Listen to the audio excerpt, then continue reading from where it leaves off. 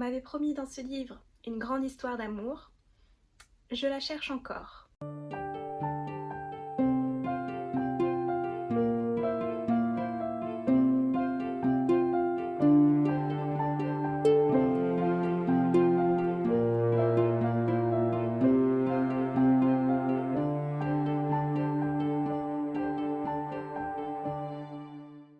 Bienvenue ami des livres, tu es sur la chaîne du Cactus qui lit et aujourd'hui je vais te parler de Princess Bride. Princess Bride est un roman de fantasy écrit par William Goldman et sorti en 1973.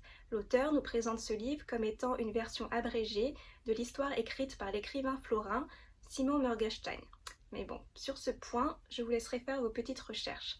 En tout cas, l'histoire a été adaptée en film en 1987. Dans un village du royaume de Florin vit une fermière, Bouton d'Or, la jeune fille la plus belle du monde. Alors qu'elle passe ses journées à enquiquiner son garçon de ferme Wesley, elle se rend compte un beau jour qu'elle est amoureuse de lui. Pour mériter cet amour flamboyant, Wesley décide de partir faire fortune en Amérique et lui promet de revenir dès qu'il aura assez de sous pour s'acheter une maison. Seulement peu de temps après, Bouton d'Or apprend le décès de Wesley. Le bateau sur lequel il naviguait s'est fait attaquer par le terrible pirate Roberts. Triste et désespéré, Bouton d'Or se fait alors le serment de ne plus jamais aimer. De son côté, le prince Humperdinck, héritier du trône de Florin, cherche une épouse. La beauté de Bouton d'Or arrive jusqu'à lui, il décide alors de la rencontrer. Quand il la voit, subjuguée par son physique, il lui propose de se marier, enfin, la force parce que soit c'est la mort, soit c'est le mariage. Bouton d'Or accepte donc à contre-cœur, mais juste après leur fiançailles, elle se fait enlever par un étrange trio, eux-mêmes poursuivis par un mystérieux homme en noir. Princess Bride est donc une parodie, mélange de fantaisie, aventure de cap et d'épée et conte de fées. On y retrouve des personnages attachants ou agaçants, caricatures des personnages de contes. Il y a Wesley, le garçon de ferme, courageux, intelligent et romantique, Fezzik, un géant un peu niais mais gentil, Inigo Montoya, un escrimeur hors pair en quête de vengeance, Humperdinck, un prince complètement sadique, et Bouton d'Or, la princesse dans toute sa splendeur, égoïste et capricieuse, sans oublier le mystérieux homme en noir. Princess Bride, c'est donc un récit plein d'humour, un roman qui aurait eu tout pour me plaire, mais malheureusement non.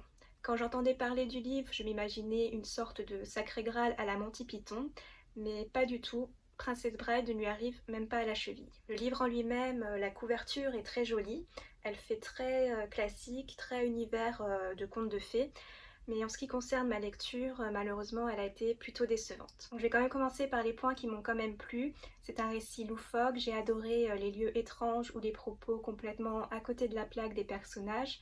J'ai bien aimé le côté absurde, les scènes de combat et d'aventure. Le duel entre Inigo Montoya et l'homme en noir est vraiment très drôle. Ils s'envoient des compliments, des répliques polies alors qu'ils sont en plein duel à mort. Dans ce livre, le côté cap et d'épée est très bien respecté. L'humour est bien là, mais en ce qui concerne l'amour, on nous vend sur la couverture une grande histoire d'amour, mais je ne l'ai pas trouvée. C'est aussi mièvre que les histoires de princesses avec le romantisme en moins. Wesley aime Bouton d'Or pour son physique, sinon il la trouve complètement stupide et n'hésite pas à le lui dire. Quant à Bouton d'Or, elle aime Wesley d'abord par jalousie, puis parce qu'il fait preuve de maints exploits. Leur romance est donc aussi insipide que leur caractère. Heureusement qu'il y a d'autres personnages pour relever le niveau. Fezzik avec son petit côté poétique et surtout Inigo Montoya, le seul personnage que j'ai vraiment aimé suivre dans cette histoire et celui que je trouve le plus humain, même si l'auteur lui nous dit le contraire dans un de ses commentaires. J'espère que c'est un trait d'humour parce que sinon je ne crois que je ne comprends vraiment pas cet auteur. Mais bref, cette intervention me permet de rebondir sur un autre point qui ne m'a pas plu dans ce récit, c'est les commentaires de l'auteur tout au long de l'histoire. Alors déjà, les 40 premières pages du livre sont consacrées à la vie de l'auteur. Cela aurait pu être intéressant si ça n'avait pas été l'invention d'une vie fictive, surtout que les commentaires qu'il fait sur son fils sont complètement odieux. Donc heureusement qu'il n'a pas eu de fils dans la vraie vie, mais du coup j'espère que c'est un trait de personnalité qu'il s'est inventé, parce que sinon je plains en revanche les filles qu'il a eues dans la vraie vie. Donc après cette longue introduction sur la vie passionnante de l'auteur, l'histoire de Bouton d'Or commence enfin, mais malheureusement elle est entrecoupée par les commentaires de William Goldman, des commentaires dont je me serais bien passée parce qu'ils me faisaient sortir de l'histoire. Dans ses commentaires, il nous explique ses choix, pourquoi il a coupé tel passage, mais de 1, il y a des passages que j'aurais préféré voir écrits, et de 2, il arrive à nous faire des spoilers sur la suite de l'histoire. Donc pour garder un intérêt pour le récit, c'est vraiment pas terrible. Heureusement qu'il y a Inigo Montoya. Donc le récit dans le récit aurait pu être original s'il nous avait pas inventé la vie d'un personnage complètement exécrable. Après, une autre chose qui ne m'a pas déplu mais plutôt frustrée, c'est qu'à la fin du livre, on a des chapitres rajoutés sur le bébé de bouton d'or, la soi-disant suite de Princess Bride. Et ce qui m'a le plus frustrée, c'est que ça avait l'air beaucoup plus intéressant que Princess Bride.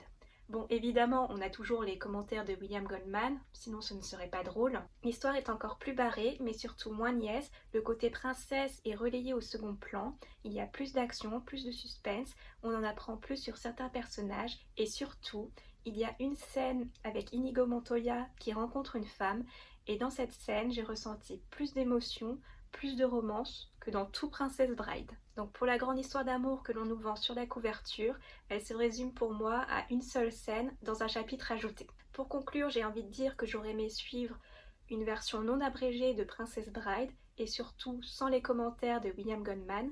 J'aurais même aimé suivre la suite Le bébé de bouton d'or, mais Princess Bride reste quand même sympathique pour son côté roman cap et d'épée. L'humour est bien là, l'aventure aussi, mais pour l'histoire d'amour qui fait rêver, il faudra la chercher dans un autre livre. Voilà, cette vidéo est terminée, je te remercie de l'avoir visionnée.